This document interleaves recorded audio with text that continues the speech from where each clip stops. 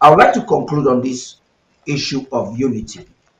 Um, I want to get deep into your government and leadership that has proven to be very responsible. But there is no hiding to the fact that your government has been plagued with some internal hurdles, challenges for quite a while. Before the close of last year, you organized the Truth and Reconciliation Community as a means to provide solutions. I repeat what you say all the time, solutions to the problem.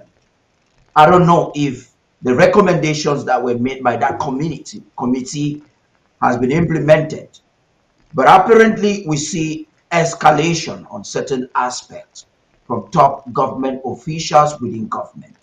Amazonians are seemingly worried of such situations because these are individuals or group of individuals they're looking up to, and they're expecting some understanding, some adherence at least to the laws of the government, even though we do not have enforcement.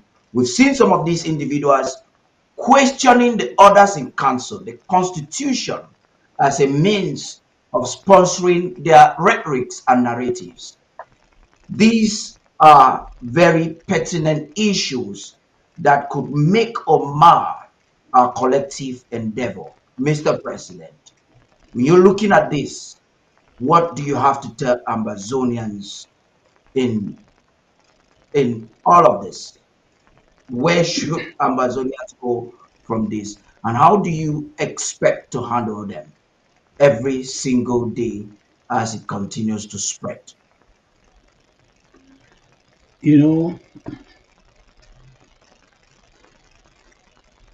the doctor provides therapy, but he does not promise uh, health to anybody. He provides therapy, he cannot guarantee health for anyone. That is also the position I am. When I see a problem, I try to find a fix for it. The Truth and Reconciliation Commission wanted to look into what was being said by many so that one, I will find out what the truth is and what the truth is not just me, but the people of Amazonia. And then when that and in the process also find a way to reconcile with each other so that we continue pursuing the enemy that we have been pursuing together as a people. You know, the recommendations of the Truth and Reconciliation Commission are being put in place. Um, and I want to say that I also realize that you can take 1 minute to injure somebody, the healing might take 2 months, or 3 months, or even 1 year. So that is why there is some time available for people who actually embrace the solution and are ready to that we work together again as one. Or people who are on the side of the solution, who are ready to allow uh, common sense to prevail, that are ready to allow Ambazonia to prevail. So I would not be surprised that we succeed or we don't succeed. I'm not a magician, I'm not even God. So it is never expected for me to solve the problem that are in other people. I can only solve the problem that are in the struggle. If even with God, if he gives you an opportunity to say yes or no, otherwise we will be robots. If you say no, there's nothing I can do. If you anybody who expect the leaders to find to make it possible for everybody to say yes, It's an unattainable expectation. Yeah, no. I cannot force everybody to say yes. No leader should be expected to achieve that. But I can cause everyone to think in the right manner. I can cause everyone to look at my position and understand me carefully. Then even if they don't, what am I going to do? If somebody says no, what am I going to do? That is why disagreements happen. That's why people fall off and fall out.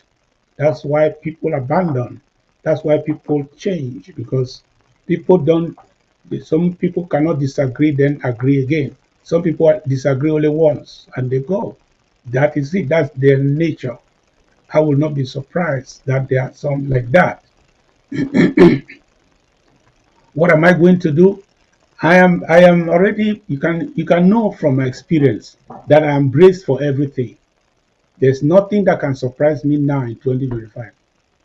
Everything that is playing out today has played before. There's nothing new in this struggle. Having been around for 7 years and gone through everything that we have seen or been part of, can you point to anything that looks like it is strange? No. So that means I'm prepared for every scenario. But I don't precipitate scenarios. I don't precipitate scenarios. That I take my time in order that I should not lose my cool and my sense of logic to make sure that whatever happens, the only thing I do, the only thing I do as a leader is to make sure that I do my best because my conscience will worry me when I do not do my best. But if my best was not good enough, I don't blame myself. What do you want me to do? Should I dissolve myself and turn myself into some engine oil that I would put in one machine so that it works? No. If my best is not good enough, I don't even blame myself. I take it for what it is. So I want to tell Amazonians that if you want to have a cool head, just take go on, and now you don't even need to buy a book. Just or go on Google and go and look for just choose any revolution at random and then start reading. Make it you are reading from April. If you read it, you will discover that there's nothing new under the sun. Everything, everything that you would think that if you cover your eyes, you think that they're talking about us. Then you will now read it, then you discover that it is not us, it's some other people they're talking about. Everything that's happening to us is common to a revolution. Yeah. The expectation that it's a kind of congregation that we're all like a church, all of us are following some order and so on is a mistake. Because do you know that a revolution is usually the people who actually champion revolution in a normal society, they are the crazies. Yeah. Yeah, you go to the History. family, they are the crazy ones. If I have about six of my brothers, I'm supposed to be one of the crazies, or if not the craziest. If you go to the struggle right down on the ground, you see those people, children who are fighting, the people who call generals and colonels and so on. Go to their family circle. They are the crazy ones. They are the ones who said, it's enough. I know this thing, and this is wrong. I cannot sit here and accept this. To hell with this. Mhm. If I die, let me die. That's crazy. In a Yeah. normal society, you are crazy to think like that. And so we bring all that baggage into the revolution. And you think when you are talking to every one of us, you think we are normal people. And also the revolution too has affected us in many ways. I want to tell you that some of us in this struggle right now, if we go for psychological evaluation, we will not pass. Because we are psychological wrecks. Every day with videos of this one has killed, this one has died, blood has shed, and so on. We are traumatized people.